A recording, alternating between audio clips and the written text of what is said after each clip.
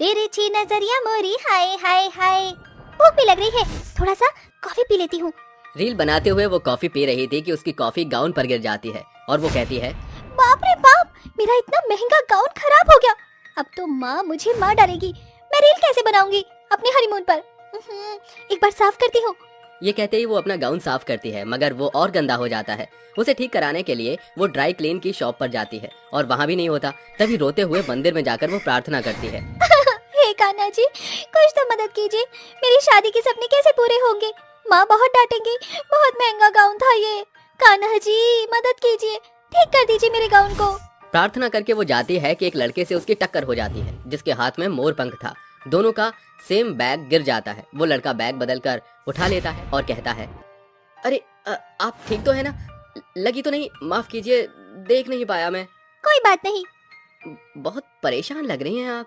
चिंता मत कीजिए, आप अपनी जिंदगी के नए सफर में बहुत खुश रहेंगी और दूसरों को भी खुश रखेंगी। जी। ऐसा कहकर वो आगे बढ़ जाती है। अरे, उस लड़की को कैसे पता कि मैं अपनी जिंदगी के नए सफर शुरू करने जा रही हूँ? खैर छोड़ो। पारुल कमरे में आकर उस गाउन को पटक देती है। तभी उसकी नजर अपने नए चमचमाते हुए गाउन पर पड़ती है। अरे, मेरा ये गाउन तो बहुत खराब हो गया था, इतना चमक कैसे रहा है? लगता है जादू हो गया। Thank you so much Kanha ji. ऐसे ही 2 दिन बाद उसकी हल्दी और मेहंदी की रस्म नाच गाना करके हो जाती है और अगले दिन विराट से उसकी धूमधाम से शादी हो जाती है। गृह प्रवेश करने के बाद सास कमला उससे कहती है, बहू, मैं शादी में ज्यादा लोगों को बुला नहीं पाई, इसीलिए कल रिसेप्शन की पार्टी है। तेरे पास ड्रेस तो है ना? अरे मेरा वो गाउन है ना, वही पहनूंगी मैं। हाँ माँ जी, मेरे पास है, आप चिंता मत कीजिए। ठीक है। अगले दिन पारुल रिसेप्शन की पार्टी में अपना वो सुंदर सा गाउन पहन लेती है। उसके चलते ही उस गाउन में से सोने के सिक्के बरसने लगते हैं। ये देखकर वो कहती है, अरे, इस गाउन में से सिक्के कैसे निकल रहे हैं? कहीं मनीष मल्होत्रा ने सोने के सिक्के तो नहीं लगा दिए गाउन में? पर मुझे तो दिख नहीं रहे। वो दोबारा चलती है तो सोने के सिक्के फिर से उसकी गाउन से निकलने लगते हैं। ये तो कमाल हो गया। कहीं उस लड़के ने तो मेरा गाउन नहीं बदल दिया, क्योंकि ये पहले खराब था फिर ठीक हो गया और इसमें से सोने के सिक्के निकल रहे हैं।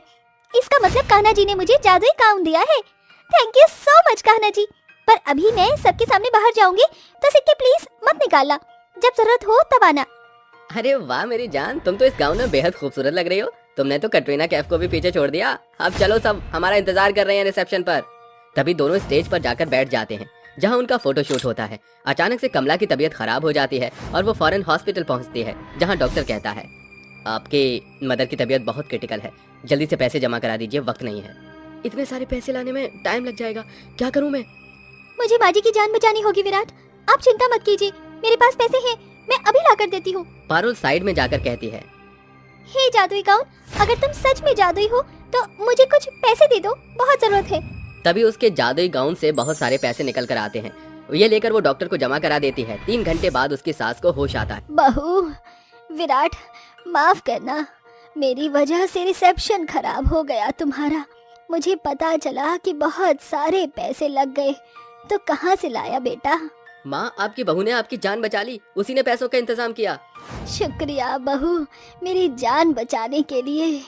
माँ जी, इसमें शुक्रिया की कोई बात नहीं है, मैं आपकी बेटी हूँ आखिर। वक्त गुजरता है, पारुल अपने ससुराल की जिम्मेदारी बखूबी निभाती है।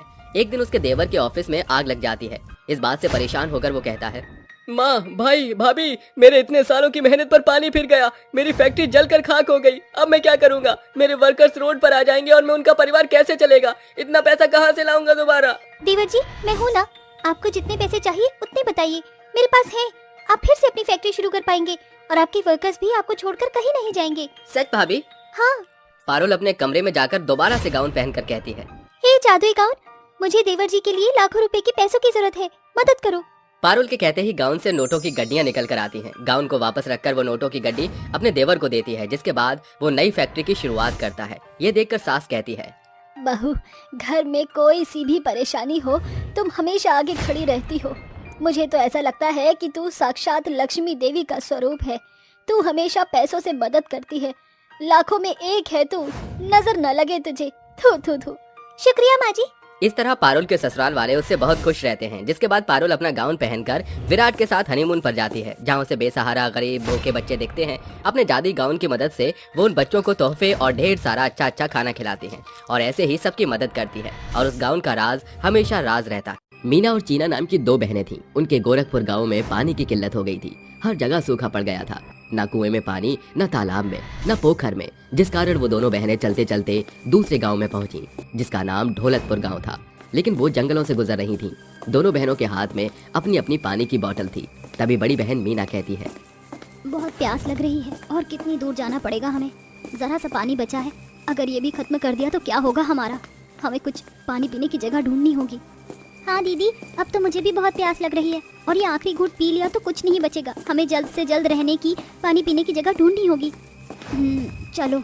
तभी दोनों जंगल में आगे आगे चलने लगते हैं। वहीं दूसरी ओर एक साधु बाबा थे, जिसके कमंडल का थोड़ा बहुत पानी गिर चुका था। वो प्यासा भी था और आवाज लगाते हुए कहता है, अरे कोई है क्या?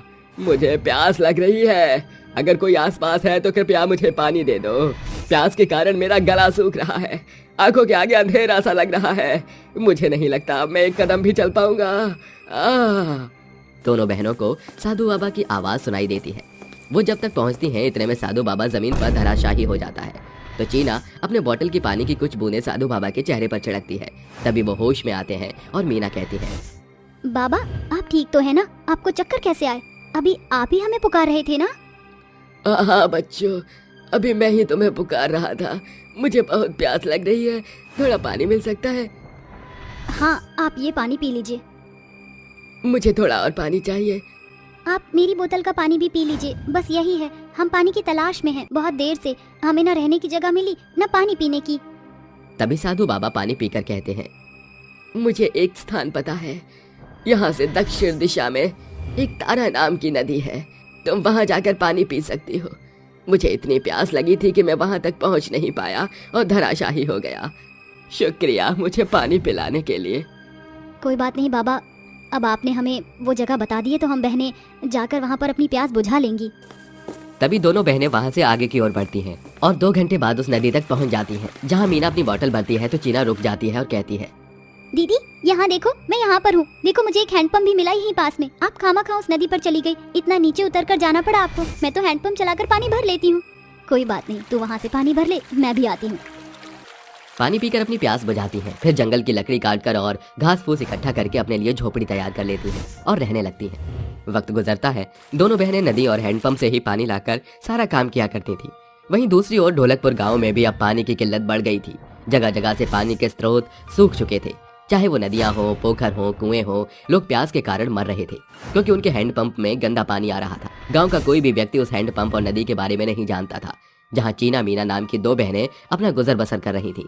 तभी उस गांव का अमीर व्यक्ति हरिवंश चंद्र जंगल में शिकार के लिए आता है, जहां चलते चलते उसे 2 बहनों की कुटिया से आवाज आती है और उन्हें देखकर वो कहता है, आखिर ये दोनों कुंवारी लड़कियां यहाँ जंगल में अकेले क्या कर रही हैं? और उनके साथ कोई है भी क्या या नहीं? नजर रखता हूँ इन पर। दीदी मुझे प्यास लग रही है और मटके में पानी खत्म हो गया है। ठीक है, कल हम दोनों पानी भरने चलते हैं। मुझे कपड़े धोने हैं और तू मटका भर लियो। ओहो, इसका मतलब यहाँ पर पानी पीने की 2 जगह हैं। ठीक है, इन लड़कियों का पीछा करके उस जगह का पता करता हूँ, फिर गांव में और अमीर बन जाऊंगा। सबको यहाँ से महंगा पानी भर कर दूंगा। ये हुआ ना हरिवंश का षड्यंत्र।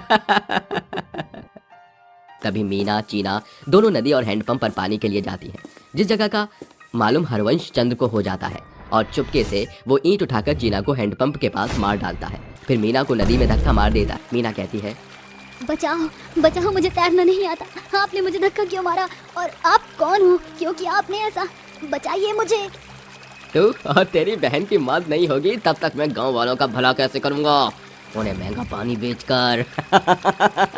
अरे तड़पती रहो पानी में जल बिन मछली की तरह। ऐसा कहकर हरिवंश उनके घर की कैनों में पानी भरकर गांव में ले आता है। तत्पश्चात दोनों बहनें चुड़ैल बन जाती हैं और कहती हैं, दीदी इस राक्षस ने हमारे साथ बिल्कुल ठीक नहीं किया और ये लोगों का इस्तेमाल करना चाहता है। उन्हें मुफ्त का पानी महंगा करके पिलाना चाहता है।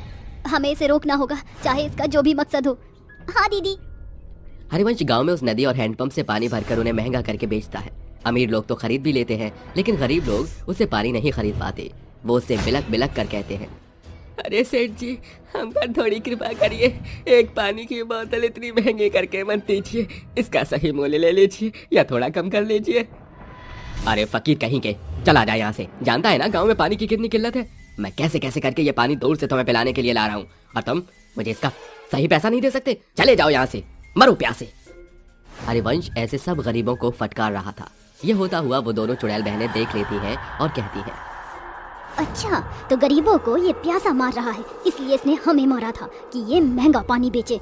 दीदी, अब हमें लोगों की मदद करनी होगी। तुम बिल्कुल ठीक कहती हो चीना। तभी दोनों चुड़ैल बहनें वेश बदलकर उस नदी और हैंडपंप से पानी लाकर गरीबों की प्यास मिटा रही थी, जिसके लिए गरीब लोग उन्हें दुआएं देते हैं और कहते हैं, दोनों बच्चियां बहुत अच्छी हो, जिन्होंने हमारी तकलीफ समझी और हमें पानी पिलाया, वरना ये हरिवंश सेठ 100 रुपए की बोतल दे रहा है। आप चिंता मत कीजिए, बहुत जल्द ही उसे उसके किए की सजा मिलेगी। दोनों चुड़ैल बहनें गरीब लोगों की प्यास मिटा रही थी, तो वहीं हरिवंश महंगा पानी बेच रहा था। हद पार तो तब हो जाती है जब वो 200 रुपए की एक कैन देता है। खाने पीने के चक्कर में कुछ गरीबों ने अपने घर का सारा सामान बेच डाला। हरिवंश नोटों की गड्डियां गिन रहा था। तभी दोनों चुड़ैल बहनें उसे फुटबॉल बनाकर खेलती हैं, फिर जमीन पर पटकती हैं और मीना उसका गला पकड़कर कहती है, सिर्फ तूने अपनी कमाई के लिए हमें मार डाला और गांव वालों को प्यासा मारा। इसकी सजा तो तुझे गांव के लोगों के बीच ही मिलेगी।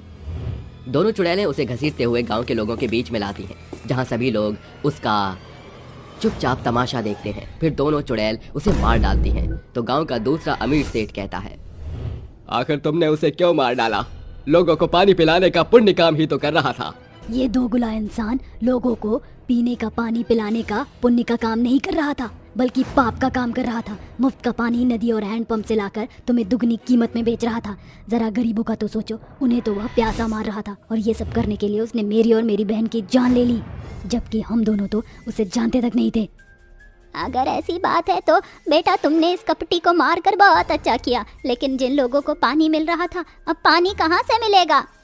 आप चिंता मत कीजिए, हम आपको पानी भर कर ला कर देंगे उस नदी और हैंडपंप से, और वो जगह भी दिखा देंगे। हम दोनों का मकसद सिर्फ आपको सच बताना और बदला लेना है। तुम्हारा बहुत बहुत शुक्रिया जो तुमने हमारे गांव की मदद की। पानी के लिए तरस गए थे बच्चे, तो रोए जा रहे थे।